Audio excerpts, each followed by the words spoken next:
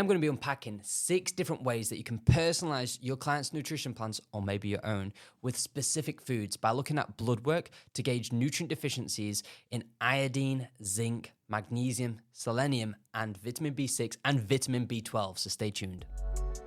Welcome to Health School, where we help health professionals create life-changing results for their clients and patients through functional medicine and nutrition, whilst equally helping them scale their business online and attract high-value clients. I'm Jake Carter, your host and the founder of the Institute of Health. Make sure you sit back, grab your pen, because we're going to dive in deep. The first nutrient we're going to go into today is iodine, and you may have already heard of this. It's so important for thyroid health because the main hormone produced, T4, requires 4 iodine molecules and 1 tyrosine molecule. When we look into the thyroid, it does many different things. It sets the metabolic pace of the body, so most people only associate that to metabolism, but it's also the speed of which we produce things like stomach acid, the speed of motility within the gut, all the way through to hormone production. Now, iodine doesn't stop there. It isn't only important for thyroid health, it's actually imperative for breast health as well. So there's a few things we're going to do. We're going to first of all look on the blood work. We're just going to give you one key marker to pay attention to, and then we're going to look at some subjective biofeedback markers. These are questions, these are symptoms that you could assess to gain insight into the probability of iodine deficiency. And then what we're going to do next is look into the top ranking foods for iodine, what you can add into someone's diet. And then what we're going to do is look into the top ranking foods of iodine of what you can then add into someone's diet if they have the blood work and if they have the symptoms which suggest that you should do so. So looking into blood work, what you can actually do is look into free T4 or total T4. This isn't going to definitively indicate that iodine is low if T4 is low, but it's going to give you a strong hunch. So then the next thing what you want to do here is look into the subjective biofeedback markers. And this could range from fibrocystic breast tissue. So this is obviously going to be more common in women. And then we could look into things like infertility, because generally, when people suffer from hypothyroidism, it is harder for them to have children. So if they're experiencing fertility issues, it may correlate to issues with their thyroid. On top of this, we can recognize that individuals with obesity generally have lower thyroid function. Whether that is cause or effect, it depends on the individual, but that is a factor what you could look into there. And then we could look into certain other factors which associate to low thyroid function, such as tiredness, such as headaches in the morning, such as an enlarged thyroid, or other symptoms like this. Now, if your client has low FT4 and if their markers are below 15 pmol per litre, that's going to give you a bit of an indication that it may be something you want to investigate. So the third step, what we'd do here is then look into the diet. We'd want to make sure that they are consuming iodine-rich foods. And if they're not, you may want to add some of these in. So number 1 is seaweed. Per 100 grams of seaweed, it actually provides 664 micrograms of iodine. Number 2, we've got cranberries. 100 grams of cranberries provides 400 micrograms of iodine. And then next up on the list, believe it or not, we actually have camel milk. Now, if you're working with clients in Egypt, this is a lot more accessible. 100 milliliters of this can provide 210 micrograms of iodine. And then we go to things like cod and haddock. 100 grams of this can provide 150 micrograms of iodine. Then we have Greek yogurt. 100 grams of this can provide 116 micrograms. And then last but not least, we have 1 egg. 1 egg can provide 26 micrograms of iodine. So you can see there's a big difference from seaweed all the way through to eggs. And we want to take that into account, because if someone doesn't have access to seaweeds and they don't have access to cranberries or camel milk, well, then the next on the list is going to be cods, haddock, and maybe we want to support that and lift it up with some eggs there. On the flip side, there are some risks for iodine. If someone has Hashimoto's, we don't want to put too much iodine into their diet, because it may actually make it worse, because the area, the tissue within the thyroid gland which produces the antibodies may actually get aggravated here with any excess of iodine. So bear that in mind. So that is mineral number 1, iodine. Now we're going to go on to selenium, which is also associated to thyroid health. So continuing on with selenium, one thing that we want to pay attention to on blood work isn't T4, it's actually T3. Selenium is essential for the conversion of T4 through to T3. So if selenium is low, there's fundamentally going to be low levels of T3. So if we're seeing low levels of FT3 below 4.5 pmol per litre, that could be an indicator of low selenium in someone's diet. On top of this, we could actually see elevated RT3. And if we see this elevated over 200 pg per L, then that's going to be an indication that they may not have enough selenium as well, because the T3 may be converting to RT3, and that can be stopping the reception from being as effective. On the flip side, we equally have the subjective questions to ask. So if someone has brittle nails, if they have cold intolerance, particularly hands and feet, if they have menstrual irregularities, depression, if they have hair loss, fatigue, and then one which is quite unique to selenium is a weakened grip, these are all subjective biofeedback markers that they may be deficient. Then we want to look into the food and make sure they're actually consuming selenium-rich foods, and if not, maybe we want to add some in. So first on the list, we have Brazil nuts. 100 grams of Brazil nuts provides 544 micrograms of selenium. Next, we have kidney. 100 grams of this provides 125 micrograms of selenium. Then we have yellowfin tuna. 100 grams provides 92 micrograms. Then we have crab. 100 grams of this provides 75 micrograms. We have mussels. 100 grams of this provides 72 micrograms. And then last but not least, we have sardines. 100 grams of sardines provides 45 micrograms of selenium. So third on this list, we have magnesium. I'm sure you've heard of this before and you probably even supplement it already. Magnesium is required for a number of things within the body. In fact, it's required for 350 different biochemical reactions. Some of them include the breakdown of stress chemicals, such as the requirement for catechol-methyltransferase, COMT, and breaking down things like norepinephrine. We equally require that same enzyme to convert estrogen into healthy forms. We require it for brain health. We require it for methylation. We require it for insulin sensitivity. There's many different things what we need magnesium for. So first up, on the blood work, we want to look into GGT, which stands for gamma-glutamyl transferase. It's part of the liver enzymes. When this is low, it can correlate to low levels of zinc, low levels of magnesium. It can correlate to the oral contraceptive pill use because that simply depletes both of those minerals. It can equally indicate glutathione requirements too.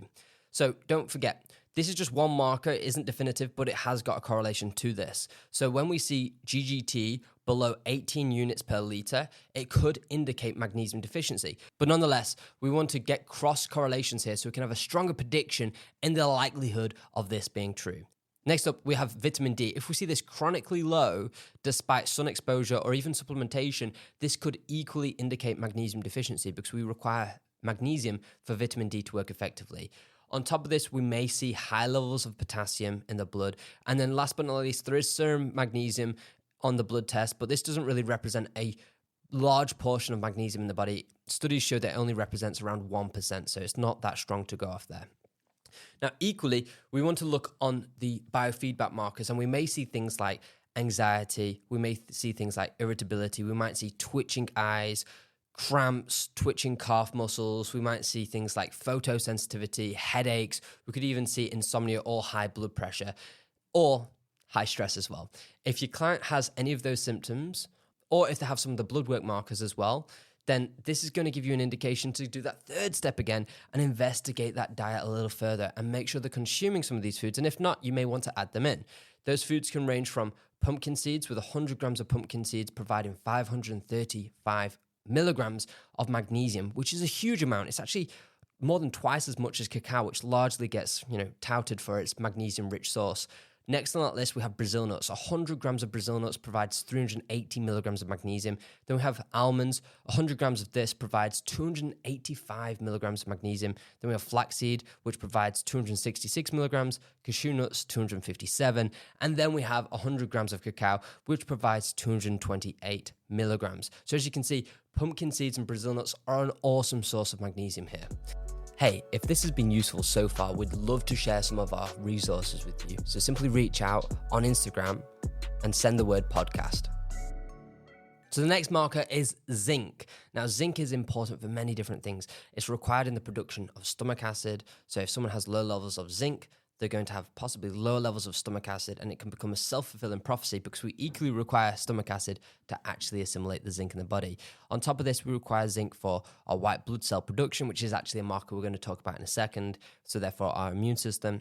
And we even need zinc to produce luteinizing hormone. So in males, luteinizing hormone goes to the Leydig cells in the testicles to stimulate the production of testosterone.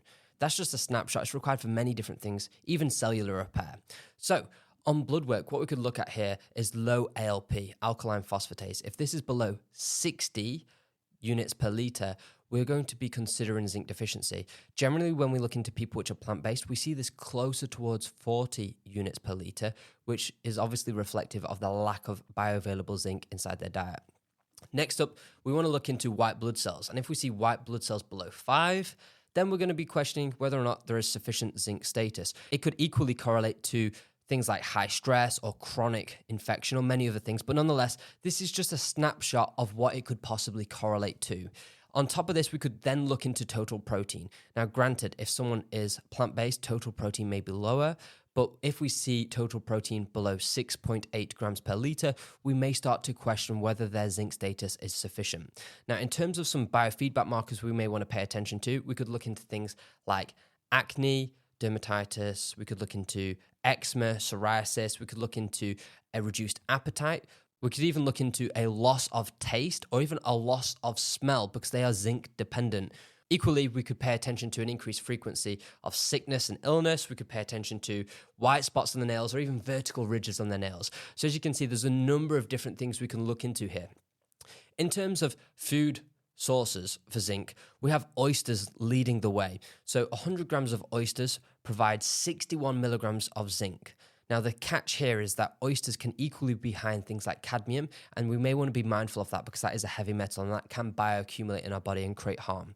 On top of this, we even have hemp seeds, which is a great source for plant-based dieters. The only catch here is that 100 grams of hemp seeds provides 10 milligrams of zinc, which is reasonable, but the caveat here is that's a lot of fat and a lot of calories, which is going to be consuming a large portion of their dietary intake. Moving on, we have beef.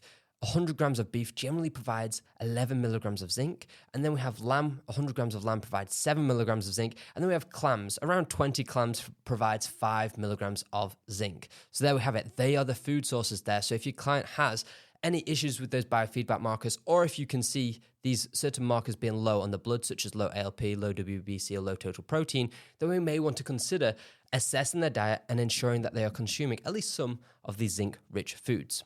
So second to last on this list, we have vitamin B6. Now, vitamin B6 can be assessed on blood work through a number of different things. We may see things like low AST and low ALT. So if we see the AST being below 15 units per litre or the ALT being below 12 units per litre, this could potentially indicate vitamin B6 deficiency.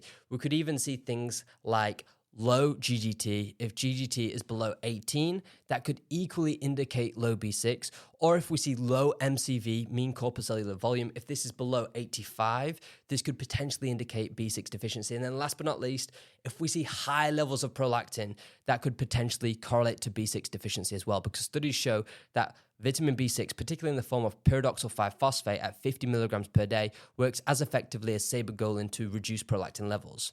Now, in regards to the biofeedback markers, the things that you can ask and assess on your clients, they may exhibit symptoms of cracked lips, an inflamed tongue, so glossitis. They could have dermatitis, so inflammation on the skin. They could have sleeplessness. They could have anxiety. They could have depression or irritability.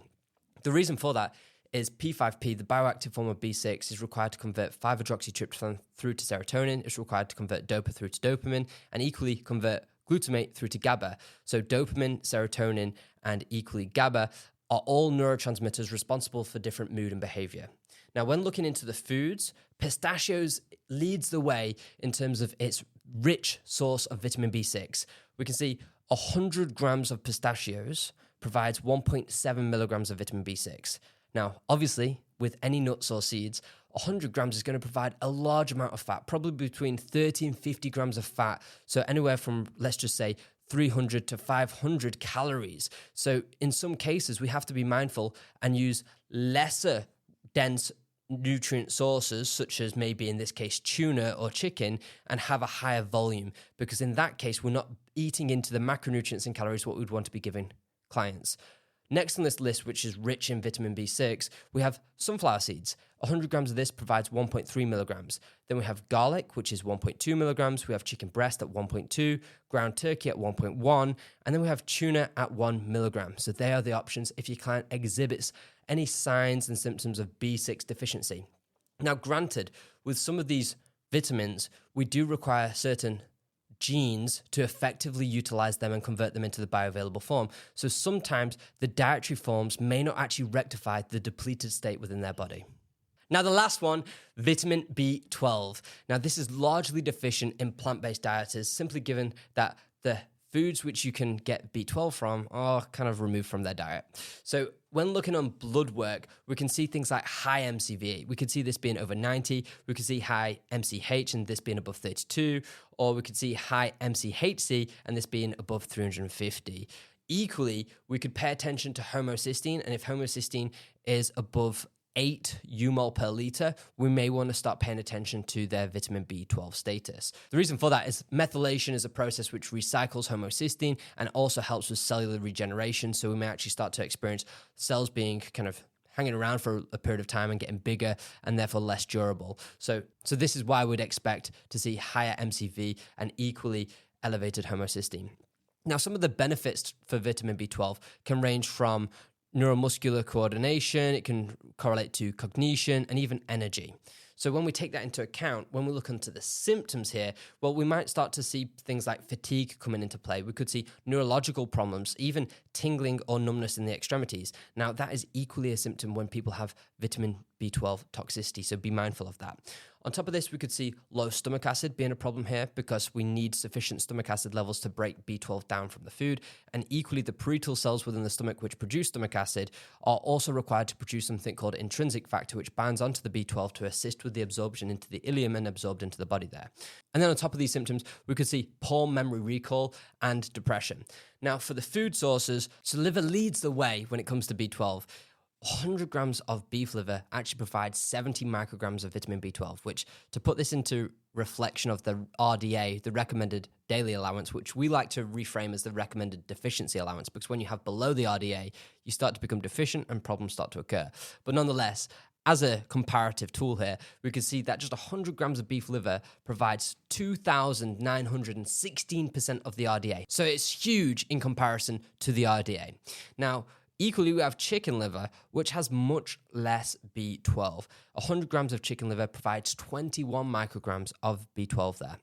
Now, we don't want to consume liver too often or too much because there could be some challenges there when it comes into other nutrients which we might have in excess, such as iron, for example. Next on this list, we have herring. 100 grams of herring provides 14.2 micrograms of vitamin B12.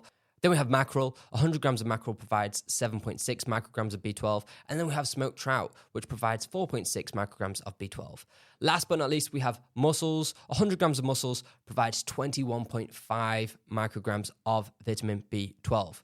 So there we have it. This just really shows you the power of asking the right questions, looking on blood work, understanding the markers on a deeper level, and equally understanding the power of food so you can truly personalize your clients' plans. When you can do this, you can overcome health challenges and you can equally compound success and build momentum to create life-changing results. So if you want to download any of our resources, check out the description below because we have a ton of information which you can use in your business for your clients to truly create life-changing results and implement blood work into your business.